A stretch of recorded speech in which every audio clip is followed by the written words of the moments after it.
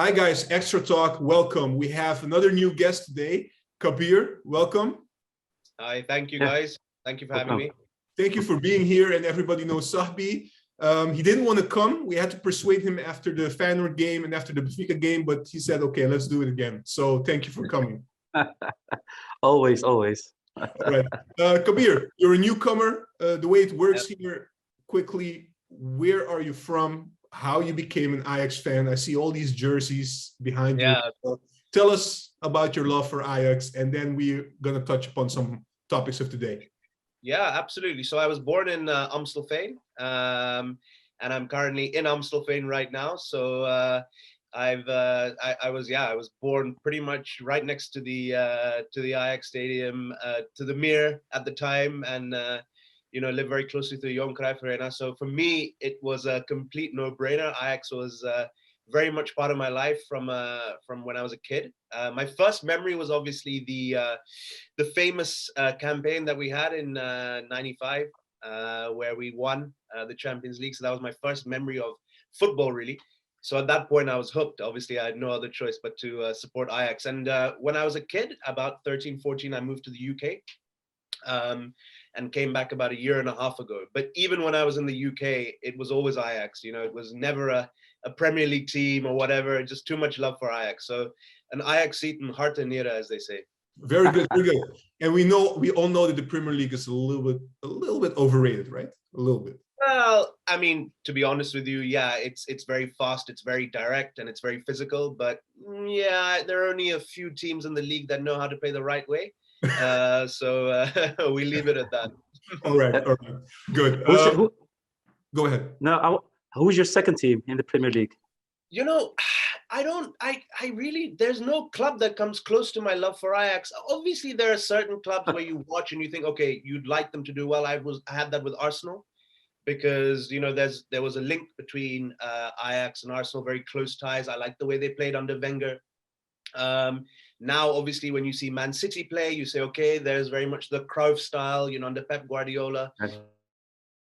And actually, funnily enough, randomly, Newcastle, and whenever Newcastle would do well, I would be like, okay, it's nice, it's a club that, the fans get behind them. They're really, hungry for success. So I used to like that. But I wouldn't go so far as to say that I supported any of these clubs. Okay, great. Cool. Guys, today's topic is about the Champions League run we've had this season. We're still fresh in our memories that we got exited by Benfica. But let's do a recap quickly on this season. And I would like to know your opinion about, did we overachieve this season? Did we meet the objective this season? Or did we underachieve, in your opinion, this season? So let me start with that question. And then let's touch upon some of the things of the Champions League season so far. I'll start with Kabir. Kabir, well, let's start from the beginning. We had a draw. We had Dortmund. We had Besiktas. We had Sporting Lisbon. If you look at the other tables, what was your reaction when we had the draw? That's the first question I have. Looking at how we performed during that campaign in the stages, what was your reaction then? And looking at the knockout stages, I mean, of course, it's totally different. You have to look at three different things. And then I want a summary of what's now, if you look back, what's the emotion that you have, or what you think of Ajax in terms of how we did in the Champions League this season, looking at also our squad. Yeah. Well, I mean, look, first things first, when the draw was announced, I thought that we had a lot of chance of progressing. And obviously now, looking back at it, we kind of did it with two fingers in our nose, so to speak. We obviously had that amazing campaign where we won 6 out of 6, unbelievable. The full 18 points. I thought, okay, fine, we've got Sporting, tough Portuguese team, but obviously we went there, we won resoundingly. And that was really the start of what was an amazing group stage campaign. Obviously Besiktas, we had them at home, and we did very well. Dortmund at home, 4-0, amazing. But then to go there also and get a result, I think we were trailing at halftime against Besiktas because we had our B team out, and then Haller came and scored those 2 goals, and we turned it around. And we were a goal. I believe we were also 1-0 behind Dortmund away, but they were down to 10 men, but we still turned it around. So I was thinking to myself, okay, we've seemed to have turned a corner here.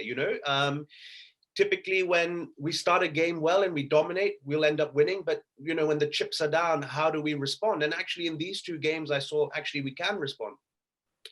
So I had a lot of hope coming into the to the knockout stages, and obviously we were drawn against Inter Milan first, Yes.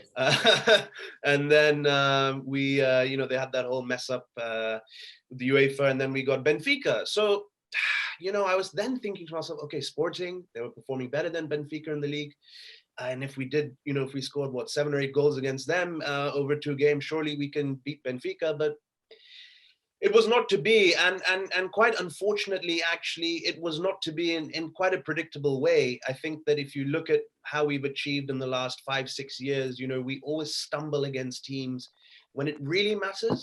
And, you know, there's a lot at stake. I just think that we just come up against teams who are, I don't know, a little bit more sure about how they want to play and what they want to get out of a game, and approach a game in a bit more of a business-like way, as opposed to Ajax that likes to just play their own way, 4-3-3, pressing football, you know, nice sort of position play on the field, etc., etc. But it, you know, we can't really seem to land that killer blow. So it was disappointing. I think if you look back, sure, we won 6 out of 6, 18 points, great. But, you know, what are we going to get for that? Ultimately, we're knocked out around later. And I think ultimately we'll look back and we think it was just naive. And I'm happy to talk through about my feelings about why we didn't go through against Benfica, but I'm sure we'll touch upon that at a later stage in this podcast. But I think if you were to ask me to give a summary of it all, I would say really and truly, I think we let ourselves down this campaign. Okay. All right. Wow. Okay. Sahbi, your take. Yeah, I mean, I mostly agree with Kabir on this. First one, I saw when we saw the draw, I didn't think at first it would be a walk in the park. We all had in mind that Dortmund most likely would be first in the group, and then Ajax would fight with Sporting for the second place. So we were confident, but still new part for this. Can you repeat what you said? Can you repeat what you said? Yeah, so we were confident, but we knew we had to work hard for it. Okay. Okay. So yeah, but when you look at the games that we played in the group stage, we were terrific. I mean, we blew away Dortmund, we blew away Sporting. It was amazing. So yeah, that feeling was so great. So I thought that feeling will be taken. We'll bring that with us into the knockout stage. Yeah. But man, were we disappointed? I mean, I was disappointed. It seems like we can't. Once we are being considered the favorites, we are letting everybody down. It seems like we should be the underdog in order to perform. And I think that's the issue at this moment. We do not know how to perform when we are the favorites. And yeah, it was quite disappointing against Benfica. When we were drawn against Inter, I thought, whoa, this is going to be a real difficult match because we don't know how to handle a 5-3-2 formation, especially with the way Italian clubs are playing. We have difficulties with Italian clubs.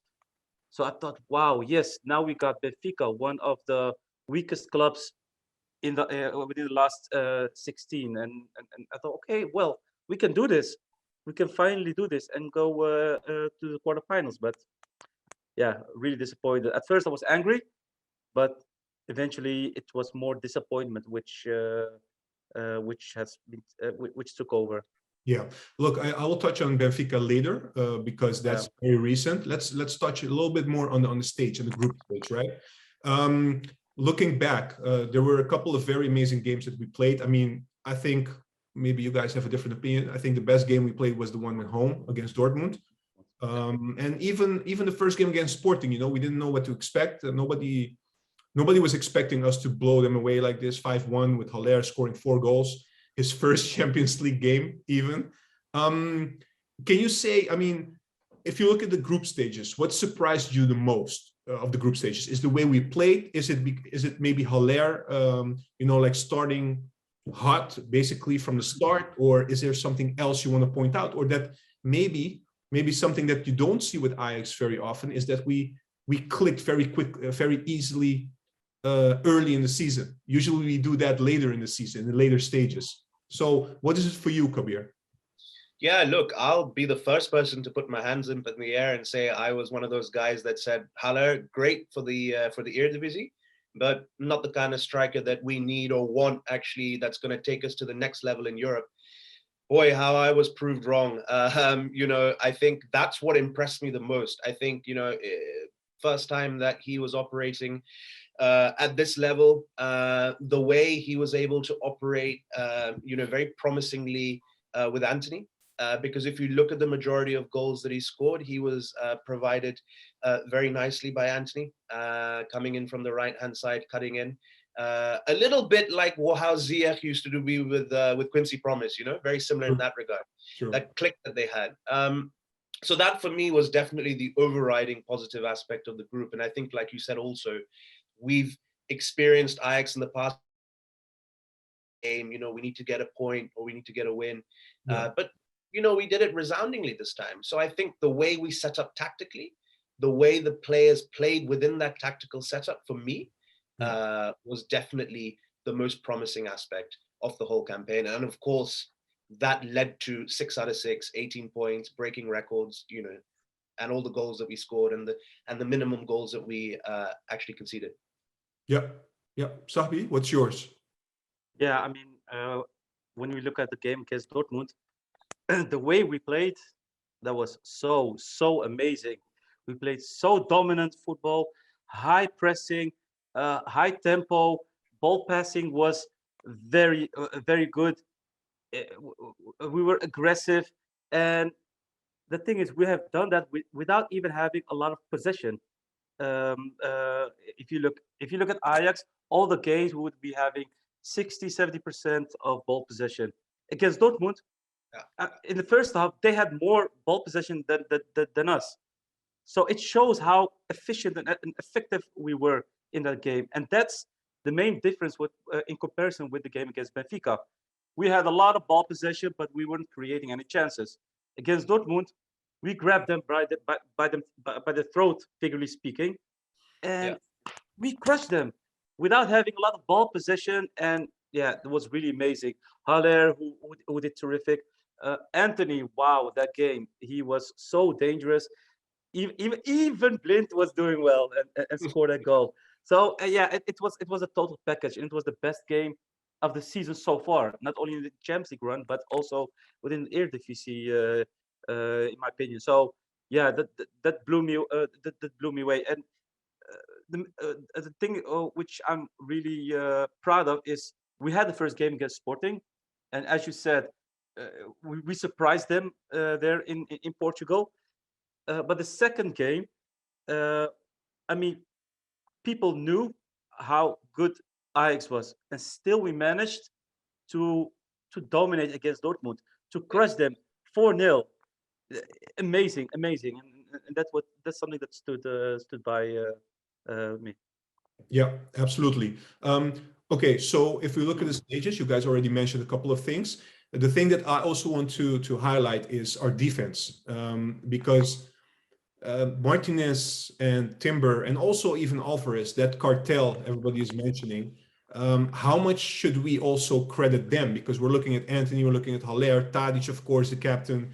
We all know this. And also even Berghuis came in. People had reservations about Berghuis because they said, why are we getting a right winger? That was the notion, right? Why are we getting a right winger when we have a right winger in Anthony? He's not going to play instead. Yeah, exactly. Sabi, you said that. Why are we going to play him? But should we praise also Ten Hag for the fact that he came with a very clever solution to put him as a 10 and sometimes even as an 8? Kabir. Yeah, I think we should look. First and foremost, I think the South American grinta that these guys have brought is something that I just love. Look, I'm hearing a lot of things about how sometimes they can go over the boundary, etc., etc. But I think that the passion, the backbone that they've brought in, when you add into the Premier League experience of Tadic and Blind that we already had, I think it just provides the perfect recipe for success. So I think Alvarez, and I know there's a lot of criticism about Alvarez and his, handling speed and whether he's good enough to be in the Ajax midfield. There's always got to be a place for an Alvarez in your team, especially at a team like Ajax, the way we play, very high up. So there's a lot of, potential risk there. And if you have someone like Alvarez, and it showed, and he did well. Can I say something about that? Sure. Because you're right. Some people criticize Alvarez, but then the thing that they do is their reference benchmark is basically the Lasse Schöne, Frankie de Jong midfield. So how would you respond to that then? Yeah, but I just think that, there isn't, I mean, Lasse Schöne and Frankie de Jong were obviously great deep-lying playmakers and also individuals that could operate in the way that we needed at that time, of course, for sure. But I think when you lose them, what going to be a Lasse Schöne or a Frankie de Jong replacement? Sorry, we lost you for a second. Can you repeat? Just go back. Sorry, I was just going to say that when Lasse Schöne and Frankie de Jong moved on, there is not a like-for-like replacement for these two guys. So what do? You can try and get someone in that plays like them, but there's a lot of risk attached to that if they're not as good. Yeah. Or you can opt for more security and get someone in that can provide us that added security to allow guys like Gravenberch to shine, to allow Berghuis to come in and play in a number 10 position, which is a new position for him to shine. Because you got to also remember that they were allowed to play the way they played because they knew they had the security of an Alvarez behind them in the setup that we were playing. So, I think, of course, we would all love Frankie de Jongs and Lasse Schöne's in our team, but that's not going to happen every year. So that's what my response would be. Absolutely. Okay. Sahbi, what do you think about this? Well, if I have to talk about the Schöne and the Frankie de Jong part, we need to take into account that Ten Hag plays a different style of football since Frankie de Jong and Schöne left. I mean, if we had to play this system with Schöne in our team, it would be bad. It would be very bad because we miss a lot of defensive quality and speed. Can you elaborate on the system a little bit for our viewers? Well, I mean, if you look at the 18-19 part, we pressured a lot in the attack, way more than we do at this moment. So the real defense started already in the attack, but in a very high tempo, meaning that Schöne had the time to recuperate if needed, and he didn't need to close the gaps that often. At this moment, we try. I mean, we also pressure, but not in the way we did in the Boss area or in the Ten Hag area in 18-19. We try to recuperate and keep the lines very closed, meaning that Alvarez is able to conquer the ball way easily. And I don't think Schöne would be having the capability to run meters from right to left as Alvarez does at this moment. His defensive quality is way better than Schöne. And on the other side, the creativity is lacking as well in comparison with the 18-19 squad in midfield. It's hard to say that our creativity is lacking, right? I mean, we're talking about that, but if you look at how many goals we scored in the group stages, it was crazy. And it was crazy. And I think that it all had to do. I mean, we are all praising Haller, Anthony, Tadic because of their attack, because of their goals. But none of them would be playing that well without our cartel in the back, without Timber, without Martinez, without Alvarez, because they bring so much confidence to the team. They conquer the ball so often. They have so much speed in the back, in the center, that they are able to conquer the ball very quickly. We're able to play very much forward instead of leaning back, which means that we can easily conquer the ball. And if there's some sort of counter attack with a through ball or a high cross ball, Timber or take over and conquer the ball. So there's a lot of trust in comparison with previous season when we had Blade in the center, and this gives confidence to our midfield and attack, and that results in our great play. I want to ask you guys a question, right? Do you think we got overconfident after those 6 games? Winning everything, 20 points. We almost didn't concede anything when the Cartel was playing. And then we knew, like people were saying, let's be honest, people were so hyped up, a lot of the fan base saying like this team might do what the 18-19 team did. People were even saying maybe we're even more stable than the 18-19 season, team season.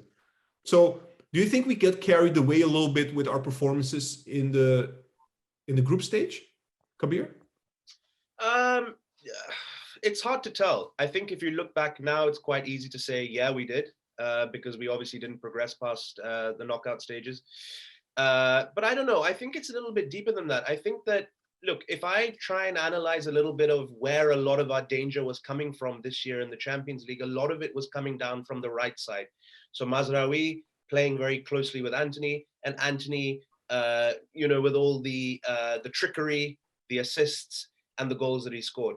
My only, regret a little bit, or disappointment, you could say, probably is a better word, is that when Anthony didn't have a good game, that a lot of our attack was neutralized. And I feel that actually, instead of probably being overconfident, I think we suffered from not necessarily having a different tactical setup if things weren't working out.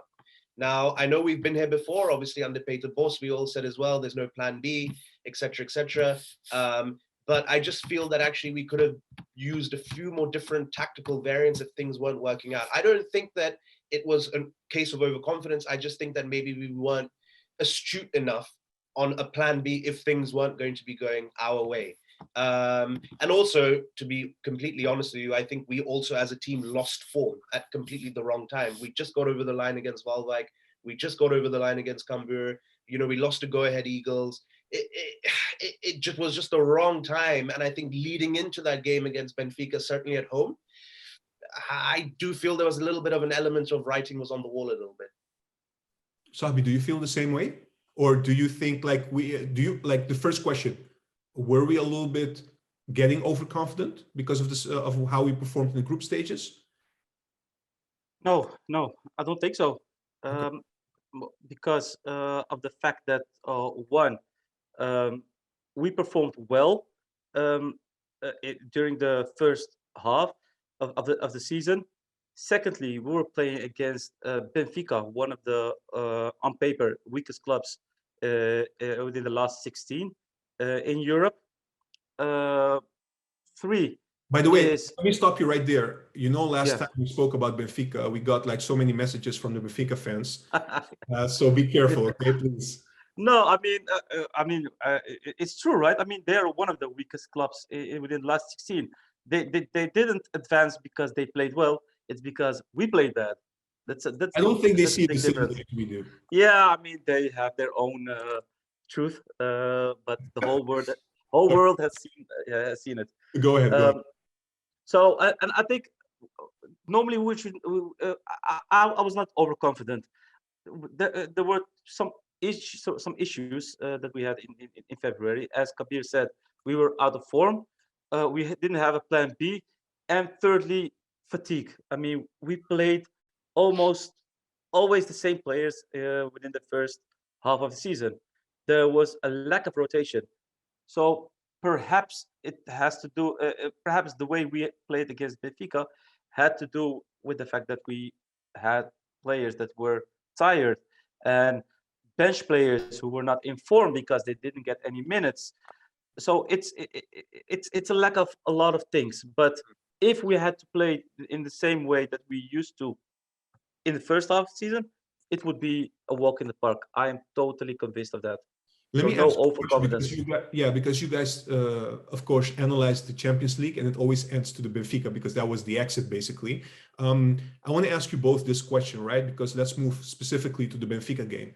I'm hearing criticism, of course. We could have done this, we could have done that. Of course, there are a lot of elements you can pinpoint. Yeah. This, looking back, and hindsight is a beautiful thing, as they say. But if you look at the first half, we played at Benfica away, and if you look at the first half, we played at home. Shouldn't Sporting, we you mean? smarter? Shouldn't we be smarter as an Ajax team in Europe and think like on that basis we should have already killed that game and proceed to the next stages. Kabir? I completely agree. I think that, and you know, before the return game as well, I was, you know, I was talking to my friends and I said there will be many moments in the match where we will be dominating and we will create chances, but we have to take our chances because this is the highest level of football, you know, club football.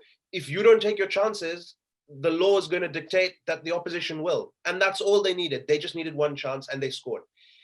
We absolutely need to learn how to get more effective, you know, and that's what I mean. You know, if Anthony is not necessarily having his best day, or if we can't rely on Haller to put them away, where is it going to come from? Who's going to step up? How are we going to change our tactical setup to ensure that we are more dangerous?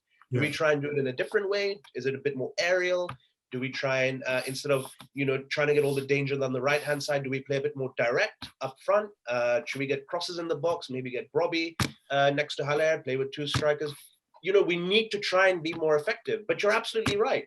We needed to make the first away against Benfica, and we absolutely needed to make this first half count at home to Benfica, because you're only going to make the opposition stronger and stronger. And that's all Benfica wanted to do. They just wanted to sit back, soak it up, sit back, soak it up. You know, they got Otamendi there, they got Vertonghen there. These guys are seasoned players, you know, playing in high level. They both played Premier League football. They'll soak it up. They're clever. It's the Portuguese way as well. It's the Italian way. Let Ajax play the way they want to play, soak it up, bam. Darwin Núñez, aerial, bam, header, goal, exit Ajax. So you're absolutely right. We should have made it count. Okay, so you're talking about specifically what you mentioned as an argument is the effectiveness, right? That's one of the things. But you can also argue, Sahbi, I will go to you for this. You can also argue, look, we scored 2 goals. We were leading 2-1 at halftime in Benfica.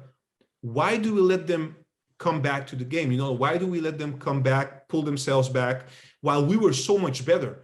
And why also going into the Benfica game home, because we don't have the away ruling anymore, you know, like the goal away ruling.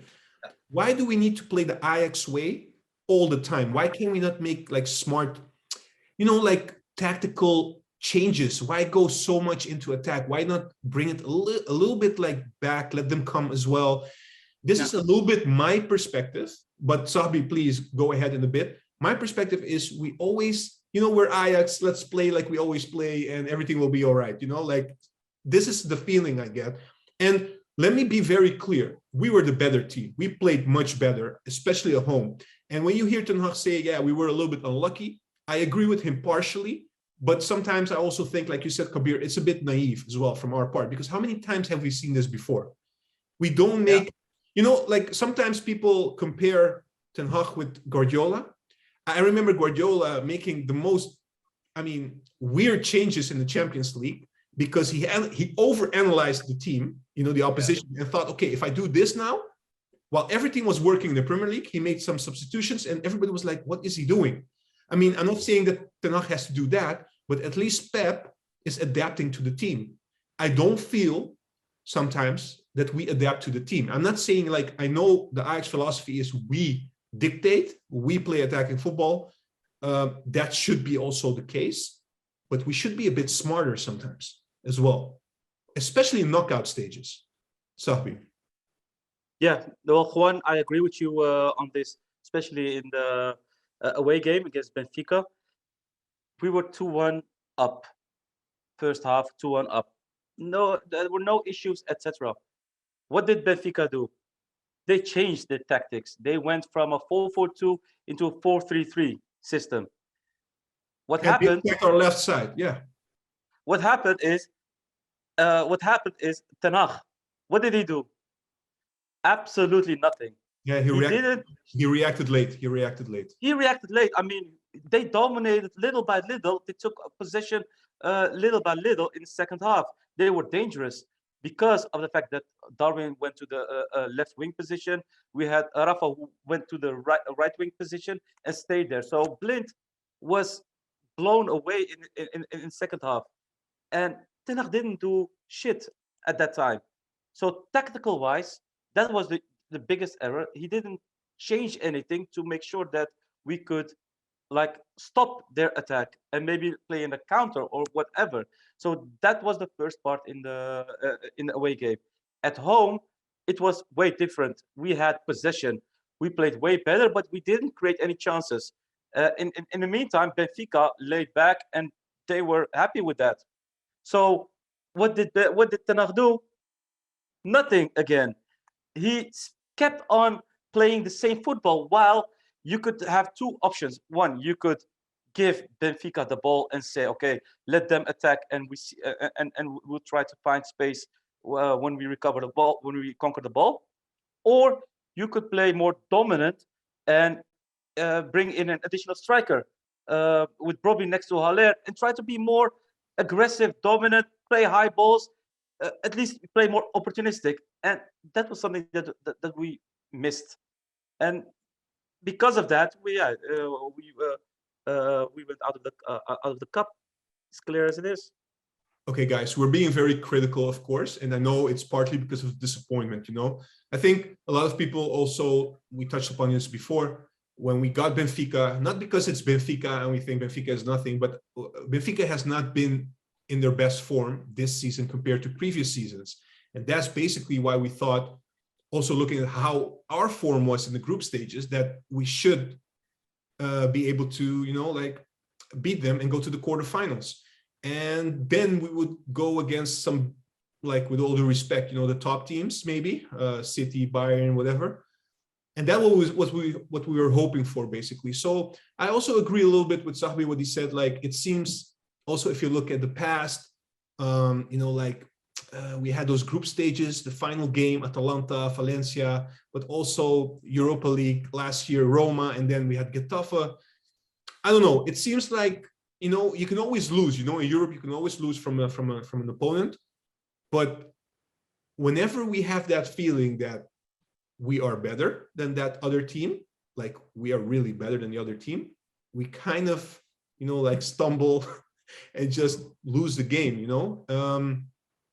and it's hard to swallow, to be honest. And the thing for me as well, before I come to the question, is how can we learn from this experience? Also looking as next year, because the way it's looking right now, we're hearing news. Gravenberch will definitely not extend his contract, might leave. We know Tagliafico is leaving, Noes is leaving, Onana is leaving. Haller is our top scorer in the Champions League, has been our top scorer in the Champions League, but now of Ajax, has an amazing campaign, is being linked with Dortmund, Inter. How much do you think can we repeat what we have seen in recent years, that we can compete to go to the next stages of the Champions League? Do you think we can repeat this even without Ten Hag, even if Ten Hag leaves? That's my question. What lessons can we learn? And do you see us repeating what we did in terms of getting to the group stages and then proceeding to the next round of the Champions League? Kabir.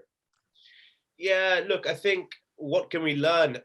Well, I think we need to learn quickly. And I think we need to learn, the main thing I think is, like you touched upon earlier in the podcast, I think trying to figure out a different style of playing, trying to solve problems in the middle of a match to enable to give us the best chance, and not always just naively attack in the same way with the same structure and hope for the best. So I think we definitely need to be able to implement maybe a plan B or a different way of playing middle of the match. Because if you look at the famous campaign that we had in 2018, 2019, we ultimately got knocked out to Tottenham with the exact same naivety. We were ahead, we were attacking, we gave away goals stupidly, which ultimately meant that we got knocked out. To be able to implement a different style of play if things aren't going our way. And we also need to learn to be able to be a little bit more mature when it comes to actually, playing for a result and maybe understanding what to do at the right time in a match. Do I think that we can repeat the success if, as you say, 30-40% of our squad leaves? The answer to that is, I think, yeah. I don't think we will go back to the dark periods of where we were playing, Europa League football or getting knocked out of the group stages. I just think that the route and the decision that the management took to take Ajax down under Overmars and Van der Sar. I think that that's still going to pay dividends. I think that Ajax has generated a good enough name that you'll still have some of the best talents in the world wanting to join us, or guys who maybe are coming to the later stages of their career want to join us. So I think we'll still attract the right types of players. And I think that, we probably have enough players in our network and on our lists that we can replace the guys that are going to leave with. So I do think that we still will play a role in Europe.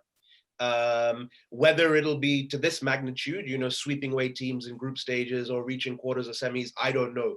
Time will tell. But I do think that we will still be a prominent club and carry on in the same foot that we have been going. Yeah. Most importantly, we have to qualify for the Champions League. So, which hopefully, yeah. Well, thankfully, the winner of Feyenoord kept us on that track. But Sahabi, how do you see it? What lessons can we learn, and how do you see the future? Very simple. Be proactive. Be proactive during the game. If you see that if you need to score, don't wait until the coach of the opponent makes a tactical change. Do it first. So if you need to score, bring in an additional striker, for example. Play a different style. If you want to defend, like when you're up to 2-1, like in Portugal, bring in an additional midfielder, for example. You can play different. We don't have to play always the same system all the way. So proactiveness, that's the key word from my side. If it's something that Ten Hag needs to learn, whether it's at Ajax or at United, etc., you need to be proactive, like Mourinho style. Mourinho, if he's behind, he brings in an additional striker. I don't like his football, but he knows how to change things, and that's something that Ten Hag really can learn from him. So that's the first part. Second part is, can we repeat this next season? Yeah, I mean, we repeat in the sense that we qualify for the next stages, knockout stages of the Champions League. Yeah. I mean, it all depends, of course, on our squad. But as Kabir said, I think we have some replacements on our list that are capable of bringing that additional quality. Bergwijn, your favorite? Maybe. But we have other options as well. But I'm not fond of him. But on the other hand, if one of the wingers leaves, it might be an option. Yeah. But most important for me is that the center remains as it is. Our shield, our wall. So if Alvarez, Timber, and Martinez stay, I'm very confident, because we have bench players who have almost the same quality as certain starting players. We have Kudus on the bench, who could easily take over the role of Gravenberg, for example. Yeah, we keep saying he can easily take over the role, but we haven't seen it for a long period of time. No, it's because of Ten Hag. But after the season, when Ten Hag leaves, I'm quite confident he will get his chance. With another coach, you're sure? With another, yeah, I'm quite sure of it. I don't know why he's not playing him that much, but I'm quite sure of this. And next to that, we of course we need to have some transfers, incoming transfers, because we need to keep our squad stable. We should give chances to our youth academy as well. So we need to see whether there are some players who can fill in the gaps on the players that will leave us. So Fitz Jim, maybe he can be of an added value. With Ihataren, maybe if he's fit again, he's definitely of added value. Yeah. So there are a lot of players. So can we repeat this knockout stages, etc., etc.? For sure, but it also has to do with who we going against, who we going up against in the group stage. We had a bit of luck this season, so maybe next season will be we will have the same luck, and I'm quite confident we can reach the knockout stage again. I want to end this podcast, guys, by asking you one final question. What would be your rating? So what grade would you give Ajax for this Champions League campaign, Champions League run? And when I started this podcast, I asked you guys to think about, okay, did we overachieve this season? Did we underachieve this season? Or did we do what we had to do? Kabir. the overall grade that I would give is 6.5. I think it might seem like a low number, but I actually think that getting knocked out by Benfica was just a big disappointment, unexpected big disappointment. So I can't give them a higher rating from my side. Did we underachieve or did we overachieve? I think that's a good question, actually, because I think if you look at the group stages, we massively overachieved. We did what only 5 or 6 clubs in the history of the Champions Leagues have done. But I just think that this feeling I can't get out of my system of getting knocked out to Benfica the way we got knocked out by Benfica. So I think ultimately, if you look back, I think we underachieved. I think the momentum that we generated in the group stages, we weren't able to capitalize on it. We ultimately got knocked out in a very naive and toothless manner at home. With the fans back in the stadium after a long time, it was going to be a magical evening at the arena. It didn't work out. They didn't step up. They let everyone down. So ultimately, I'm going to say we underachieved. Okay, I didn't expect that one, by the way. Sabi, what about you? I can be very clear. For me, it's a 6.5 as well. It has to do with one thing. We were knocked out in the eighth final against Benfica, which was the perfect opportunity to advance to the quarterfinals. If you look at the opponent, no disrespect to Benfica, but as I said, it's one of the weakest clubs in comparison. This reminds me a little bit of the 18-19 campaign. We knocked out Madrid, we knocked out Juventus. Then we thought, oh, final. We're going to the final. It's not the feeling back then. No, exactly. I mean, that's what I meant with the favorites role. If we would lose against Real Madrid or Juventus, we all probably said, well, we did well. It's against one of the top clubs. It can happen. Happy. I'm happy, etc. But now we played against Benfica, a club which was out of form. Ajax, which was in form. We had a magnificent group stage results. So, yeah, of course I'm disappointed, and hence the 6.5. We could easily play against Liverpool soon if we knocked out Benfica. So yeah, definitely disappointed. So 6.5 for me. Yeah, I want to counter a little bit, but just saying to both of you that Ten Hag was asked this question after the Benfica, of course. That does it feel like Ajax missed out or underachieved, or it was a huge chance that we missed? And he countered by saying, like, this is the objective that Ajax had, and we met that objective. And second thing that he said, we have to be also a little bit modest as a club. We think that we can always reach these heights, but this is not a normal feat for a club in the Netherlands to achieve. Especially if you see when he got appointed, he always refers to that. We were struggling with Rosenborg and trying to qualify and these kind of things, and look at recent years, how we're performing. It's not a guarantee. We should not think like, oh, Ajax can reach the quarterfinals every year. What do you guys have to say about that? I'll go with Sahbi first, Kabir. You can take it after. Total bullshit of Ten Hag.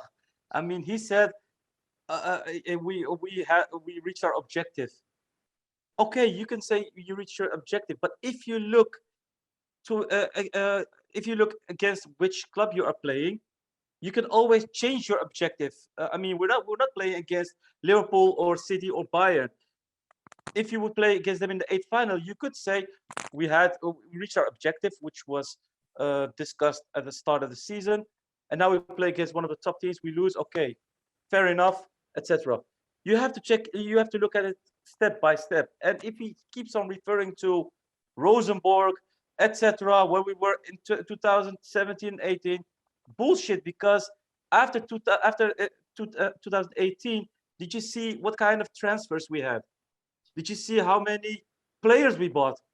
Tadic, Blind, Anthony, and so on and so on. All big transfers. So we may assume that we have some quality in our squad, meaning that we should play a lot better. We need to advance more. We need to qualify for the knockout stages. So no, it's not. We should not be modest. If we would play against Liverpool or Bayern, etc., okay. We lose against such team, we can be modest. But if we play against Benfica, No, it's just a fuck up. Sorry to say so. It's just a fuck up. Yeah. Well, Kabir, before you respond to the same, one of the things he also said, he said that he wants to annoy the big clubs. That's the objective of Ajax as well. So not only qualifying for the next stages, the knockout stages of Champions League, which is what Ajax wants to try and repeat every year, but they also want to get to a certain level of, you know, like sometimes just bullying or annoying these elite teams, and you know, sometimes winning from them. You know, you cannot say we will guarantee a win against the cities, the Bayerns, etc., but at least give them a hard time and sometimes even knock them out. So if you look at those two things, what's your reaction on that? Yeah, look, I think that I completely agree with Sabi in the sense that I don't think we should be apologetic for trying to be ambitious. I think that that is a complete tactic from Ten Hag. Of course, after being knocked out by Benfica, he's going to try and position himself in a way where he wants to make it seem like he's done a great job, which he has. He has done an amazing job at Ajax and taken us from a certain level to a very high level. But there is no way that you can try and tell the fans and the club that we have reached our objectives. I'm sorry, Sabi made a very good point. Even if you look at Ajax 4 or 5 years ago, it was a completely different team, different budget, different type of stature. The people that we brought in, the money that we're giving out for players, we should always at least be competing for the later stages of the Champions League. That's what I feel. So I don't buy into this notion of having overachieved. And you're absolutely right. If we got knocked out by a Bayern, a City, a Liverpool, a Real Madrid, whoever, PSG, fine. You know, you make peace with it because bigger finances, bigger players, whatever, right? But no, this was Benfica. We missed a golden opportunity. That's it. And about the whole annoyance of the bigger clubs, you know, we shouldn't forget. Of course, we're from a small country, a small league, but we're Ajax Amsterdam. We're a glory, you know, I mean, we've got a lot of history. We're a decorated club. We have given so much to European and world football. I don't think we should sit here and say that we want to annoy the bigger clubs. Why? We want to go toe-to-toe with these clubs and actually show that we can beat them like we did when we beat Juventus and Real Madrid and Barcelona, and et cetera, et cetera. We've done it before, and we should get to the point where we're doing it regularly, not to try and make it a nice incident that takes place once every 3-4 years.